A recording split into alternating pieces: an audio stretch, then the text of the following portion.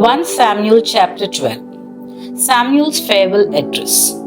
And Samuel said to all Israel, Behold, I have hearkened to your voice in all that you have said to me, and have made a king over you.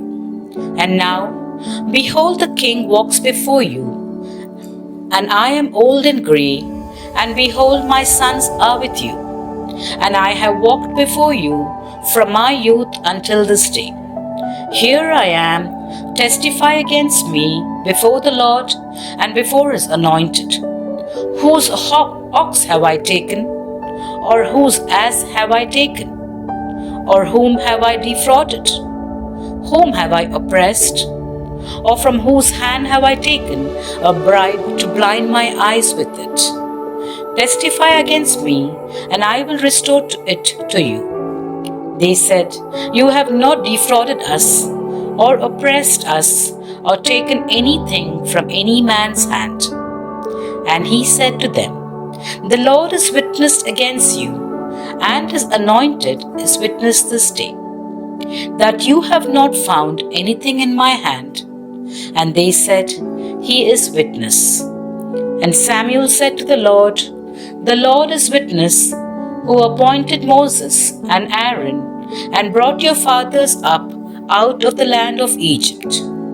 Now, therefore, stand still, that I may plead with you before the Lord concerning all the saving deeds of the Lord, which he performed for you and for your fathers. When Jacob went into Egypt, and the Egyptians oppressed them, then your fathers cried to the Lord, and the Lord sent Moses and Aaron, who brought forth your fathers out of Egypt, and made them dwell in this place. But they forgot the Lord their God, and he sold them into the hand of Sisera, commander of the army of Jabin, king of Hazor, and into the hand of the Philistines, and into the hand of the king of Moab. And they fought against them. And they cried to the Lord and said, We have sinned because we have forsaken the Lord, and have served the Baals and the Ashtaroth. But now deliver us out of the land of our enemies, and we will serve thee. And the Lord sent Jerubbaal and Barak and Jephthah and Samuel, and delivered you out of the hand of your enemies on every side, and you dwelt in safety. And when you saw that Nahash, the king of the Ammonites, came against you, you said to me, No, but a king shall reign over us, when the Lord your God was your king. And now, behold, the king whom you have chosen, for whom you have asked, the Lord has set a king over you. If you will fear the Lord and serve him, and hearken to his voice, and not rebel against the commandment of the Lord, and if both you and the king who reigns over you will follow the Lord your God, it will be well. But if you will not hearken to the voice of the Lord, but rebel against the commandment of the Lord, then the hand of the Lord will be against you and your king. Now, therefore, stand still and see this great thing which the Lord will do before your eyes. Is it not wheat harvest today? I will call upon the Lord, that he may send thunder and rain, and you shall know and see that your wickedness is great, which you have done in the sight of the Lord, in asking for yourselves a king. So Samuel called upon the Lord, and the Lord sent thunder and rain that day, and all the people greatly feared the Lord and Samuel. And all the people said to Samuel, Pray for your servants to the Lord your God, that we may not die, for we have added to all our sins this evil, to ask for ourselves a king. And Samuel said to the people, "Fear not, you have done all this evil, yet do not turn aside from the following. The Lord, but serve the Lord with all your heart, and do not turn aside after vain things which cannot profit or save, for they are in vain. For the Lord will not cast away his people for his great name's sake, because it was pleased the Lord to make you a people for himself. Moreover, as for me, far be it from me that I should sin against the Lord by ceasing to pray for you, and I will instruct you in the good and the right way. Only fear the Lord and serve him faithfully with all your heart. For consider what great things he has done for you. But if you still do wickedly, you shall be swept away, both you and your king." 1 Samuel chapter 13. Saul's unlawful sacrifice. Saul was years old when he began to reign, and he reigned. And 2 years over Israel, Saul chose 3,000 men of Israel. 2,000 were with Saul in Michmash and the hill country of Bethel, and 1,000 were with Jonathan in Gibeah of Benjamin. The rest of the people he sent home, every man to his tent. Jonathan defeated the garrison of the Philistines, which was at Geba, and the Philistines heard of it. And Saul blew the trumpet throughout all the land, saying, "Let the Hebrews hear." And all Israel heard it, and said that Saul had defeated the garrison of the Philistines, and also that Israel had become odious to the Philistines. And the people were called out to join Saul at Gilgal. And the Philistines mustered to fight with Israel 30,000 chariots and 6,000 horsemen, and troops like the sand on the seashore in multitude. They came up and encamped in Michmash to the east of Bethaven. When the men of Israel saw that they were in straits, for the people were hard pressed, the people hid themselves in caves, and in holes, and in rocks, and in tombs, and in cisterns, across the fords of the Jordan, and to the land of Gad and Gilead. Saul was still at Gilgal, and all the people followed him trembling. He waited 7 days, the time appointed by Samuel, but Samuel did not come to Gilgal, and the people were scattering from him. So Saul said, "Bring the burnt offering here to me, and the peace offerings." And he offered the burnt offerings. As soon as he had finished offering the burnt offerings, behold, Samuel came, and Saul went out to meet him and salute him. Samuel said, "What have you done?" And Saul said, "When I saw that the people were scattering from me, and that you did not come within the days appointed, and that the Philistines had mustered at Michmash, I said, 'Now the Philistines will come down upon me at Gilgal, and I have not entreated the favor of the Lord.' So I forced myself and offered the burnt offering. And Samuel said to Saul, 'You have done foolishly. You have not kept the commandment of the Lord your God, which he commanded you. For now the Lord would have established your kingdom over Israel forever. But now your kingdom shall not continue. The Lord has sought out a man after his own heart, and the Lord has appointed him to be prince over his people, because you have not kept what the Lord commanded you.' And Samuel arose and went up from Gilgal to Gibeah of Benjamin. Preparations for battle. And Saul numbered the people who were present with him, about 600 men. And Saul and Jonathan, his son, and the people who were present with them stayed in Geba of Benjamin.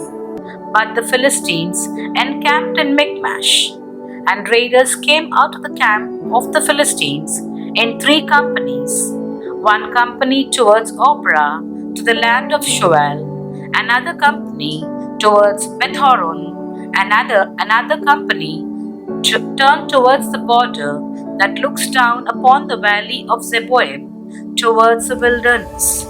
Now there was no smith to be found throughout all the land of Israel, for the Philistines said, "Lest the Hebrews make themselves swords or spears." But every one of the Israelites went down to the Philistines to sharpen his plowshare, his mattock, his axe, or his sickle. And the charge was a pim for the plowshares and for the mattocks, and a third of the shekel for sharpening the axes and for setting the goads. So on the day of the battle, there was neither sword nor spear found in the hand of any of the people with Saul and Jonathan. But Saul and Jonathan, his son, had them. And the garrison of the Philistines went out to the pass of Michmash. 1 Samuel chapter 14. Jonathan surprises and routs the Philistines. One day, Jonathan the son of Saul said to the young man who bore his armor, "Come, let us go over to the Philistine garrison on younger side." But he did not tell his father. Saul was staying in the outskirts of Gibeah under the pomegranate tree, which is at Migron.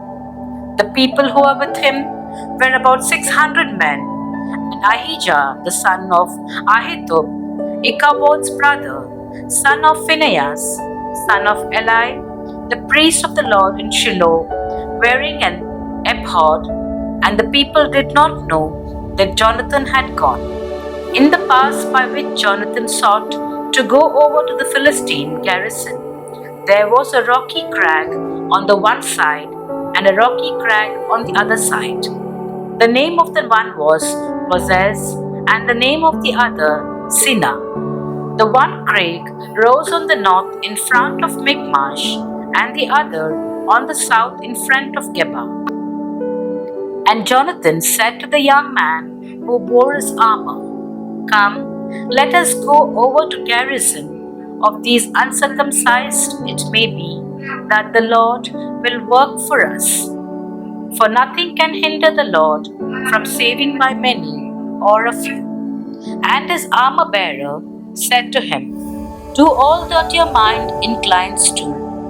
Behold, I am with you, as is your mind, so is mine." Then said Jonathan, "Behold, we will cross over to the men, and we will show ourselves to them. If they say to us, 'Wait until we come to you,' then we will stand still in our place, and we will not go up to them.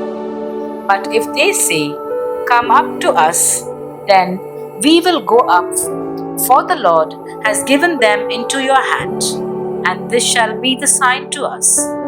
So both of them showed themselves to the garrison of the Philistines. And the Philistines said, "Look, Hebrews are coming out of the holes where they have hid themselves." And the men of the garrison hailed Jonathan and his armor bearer and said, "Come up to us, and we will show you a thing." And Jonathan said to his armor bearer, "Come up after me, for the Lord has given them into the hand of Israel." Then Jonathan climbed up on his hands and feet, and his armor bearer after him. And they fell before Jonathan, and his armor bearer killed him after him. And that first slaughter which Jonathan and his armor bearer made was of about 20 men within, as it were half a furrow's length in an acre of land. And there was a panic in the camp, in the field, and among all the people. The garrison and even the raiders trembled. The earth quaked, and it became a very great panic. And the watchmen of Saul in Gibeah of Benjamin looked, and behold, the multitude was surging hither and thither. Then Saul said to the people who were with him, Number and see who has gone from us. And when they had numbered, behold, Jonathan and his armor bearer were not there. And Saul said to Ahijah, Bring hither the ark of God, for the ark of God went at that time with the people of Israel. And while Saul was talking to the priest, the tumult in the camp of the Philistines increased more and more. And Saul said to the priest, Withdraw your hand. Then Saul and all the people who were with him rallied and went into the battle. And behold, every man's sword was against his fellow, and there was very great confusion. Now, the Hebrews who had been with the Philistines before that time, and who had gone up with them into the camp, even they also turned to be with the Israelites who were with Saul and Jonathan. Likewise, when all the men of Israel who had hid themselves in the hill country of Ephraim heard that the Philistines were fleeing, they too followed hard after them in the battle. So the Lord delivered that day, and the battle passed beyond Bethaven. Saul's rash oath. And the men of Israel were distressed that day. For Saul laid an oath on the people, saying, Cursed be the man who eats food until it is evening, and I am avenged on my enemies. So none of the people tasted food, and all the people came into the forest, and there was honey on the ground.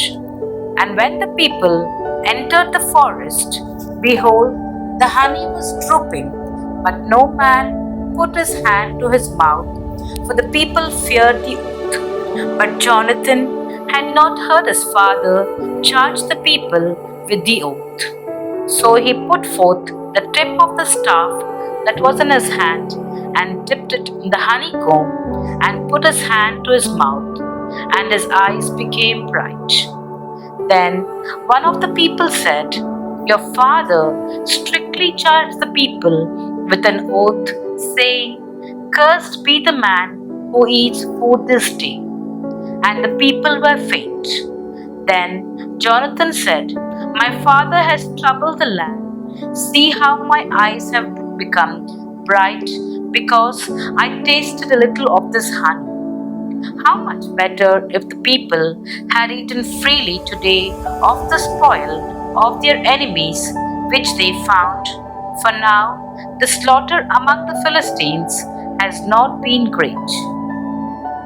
They struck down the Philistines that day from Michmash to Aijalon, and the people were very faint. The people flew upon the spoil, and took sheep and oxen and calves, and slew them on the ground, and the people ate them with the blood. Then they told Saul, Behold, the people are sinning against the Lord by eating with the blood. And he said, You have dealt treacherously. Roll a great stone to me here.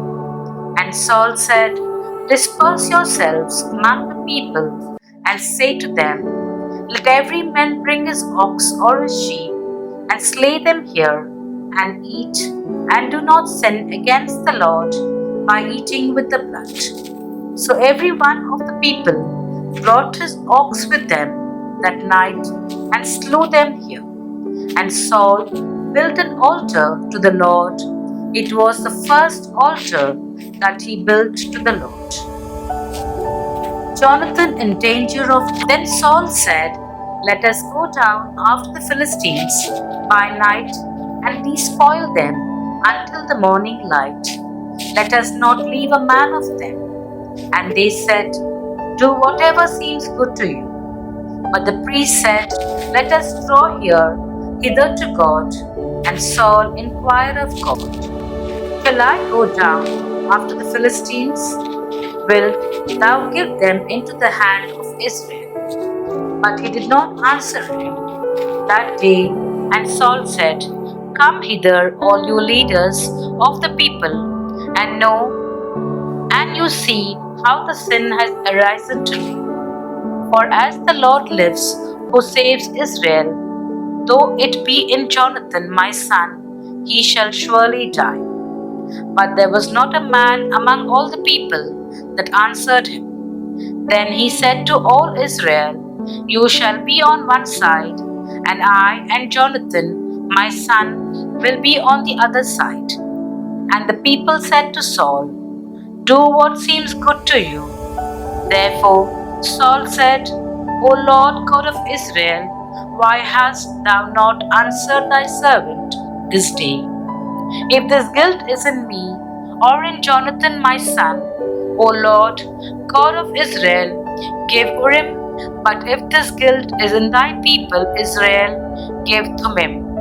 And Jonathan and Saul were taken, but the people escaped. Then Saul said, Cast the lot between me and my son Jonathan.